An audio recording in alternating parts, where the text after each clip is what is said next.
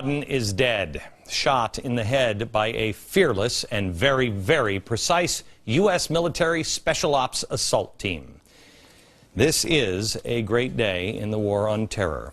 But as I watched all the celebrations taking place on the streets of America, all over America, you may have, and maybe I'm alone, had a strange feeling. You may have seen students jumping into the lake in Ohio and rushing into the White House bearing signs and smoking cigars. As I watched these things happen last night, I couldn't help but be reminded of when the Palestinians danced in the streets and passed out candy after the 9/11 attacks, when they danced in the streets over the killing of 5 American students and the slaughter of a Jewish family. All of these things, you know and I know, were offensive. All of those victims were innocent. America, we are better than this. We are better than jumping into lakes and holding signs and cigars. I think we're better than that. I mean, why hand out candy when you can have cookies and confetti and a marching band, huh? Yeah.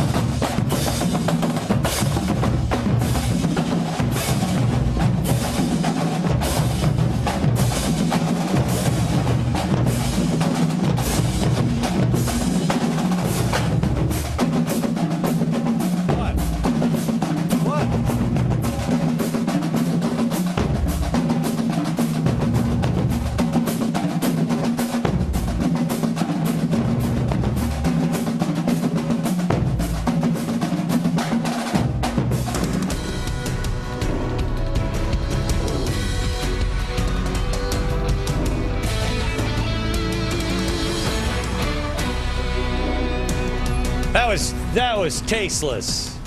That was tasteless and offensive.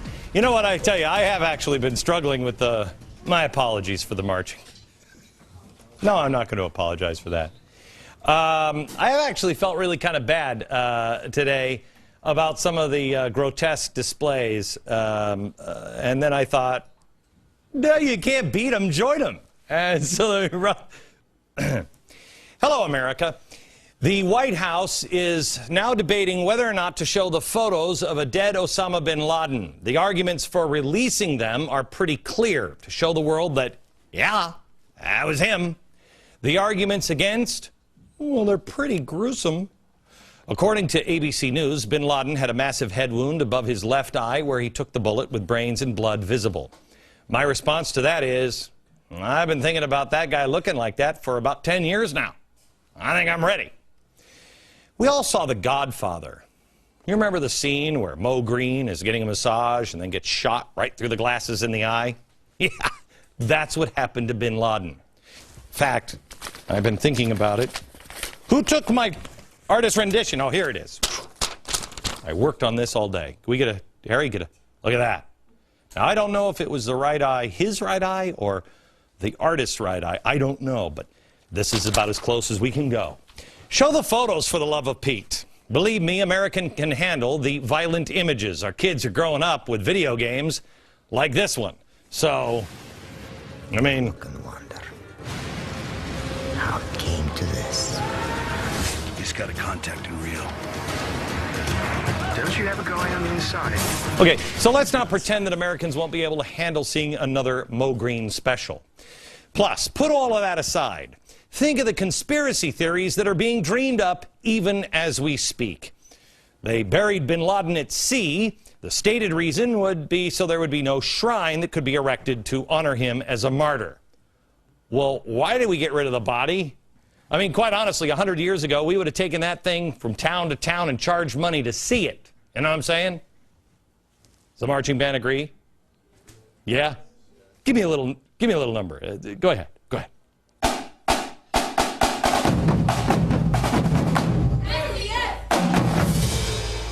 See what I'm saying? See what I'm saying?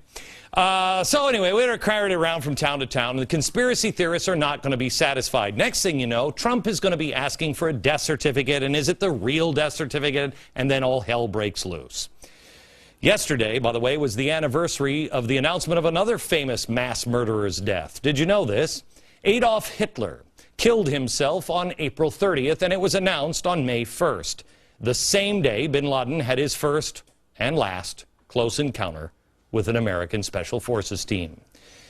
But there were those who claimed that Hitler never died because he fled on 2 U-boats during a ghost convoy to Argentina, and the conspiracy theories never stopped.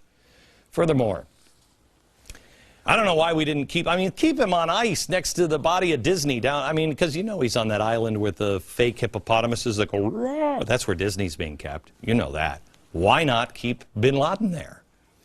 Why were we so cautious about following the traditional procedures for Islamic burial? Preparations at sea for an at-sea burial began at 1:10 a.m. and were completed at 2 a.m.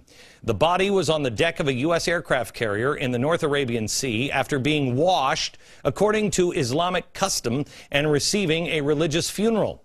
The body was placed in a white sheet and put on a flat board, and they slid him off into the sea. May I just say, I'm pretty sure, I know I've heard it from my own government, the last one, this last administration, and this administration. This guy's not a Muslim. Remember, he's a murderer. So why the need to be so religious in the burial? I bet the non-radical Muslims everywhere are offended this guy was treated with religious honors. I spoke to a Muslim friend of mine who said the very same thing today. This is like Timothy McVeigh getting buried in Arlington Cemetery. He was a deranged killer. Personally, I wouldn't have wrapped him in white cloth. I would have wrapped him up in bacon, and then I would have sewn him up inside of a football, and I would have buried him under the 50-yard line in the Meadowlands. You know what I'm saying? Would have served him right, would have been great for New York, and I could sleep well, knowing that he'd spend all eternity in New Jersey. The fact that we went to such lengths to make this statement should tell you something about those who have perverted this religion and are inspired by Osama bin Laden. He's a mass murderer. And if we say, I'm just thinking out loud, encrusted his body in bacon bits, well, they would have flipped. They flip over a cartoon. This man has killed thousands of innocent people. I'm sorry, when you do that, you kind of lose the whole respectful burial thing in my book. I'm more than okay with him hearing "Touchdown Giants" while he waits for the 72 virgins in unusually warm temperatures for all of eternity. But that's for a debate for another day. Today, our focus should be on the amazing, amazing armed forces. The Special Forces and the SEALs are getting credit for this one. In fact, SEAL Team 6. But here's a fun exercise. Can anyone name the source that said SEAL Team 6 did this? We can't find it. It's reporters saying that. Look SEAL Team 6 up. They don't exist, at least on paper. So we don't know who did this. Could have been the Coast Guard. Could have been the Rangers. Could have been the Delta Force. We don't know who did it. We do know this. It was the U.S. military. And may I say to the military, thank you. What you have done, struggling for 10 long years, is incredible. Thank you. The operation that resulted in the death of the world's #1 most wanted man began way back in the Clinton administration.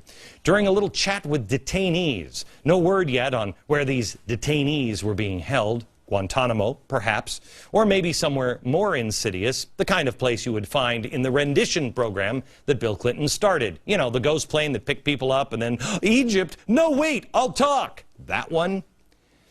One of the people that was being waterboarded provided a key detail, the identity of a trusted bin Laden courier, as someone who was protecting and perhaps even living with him.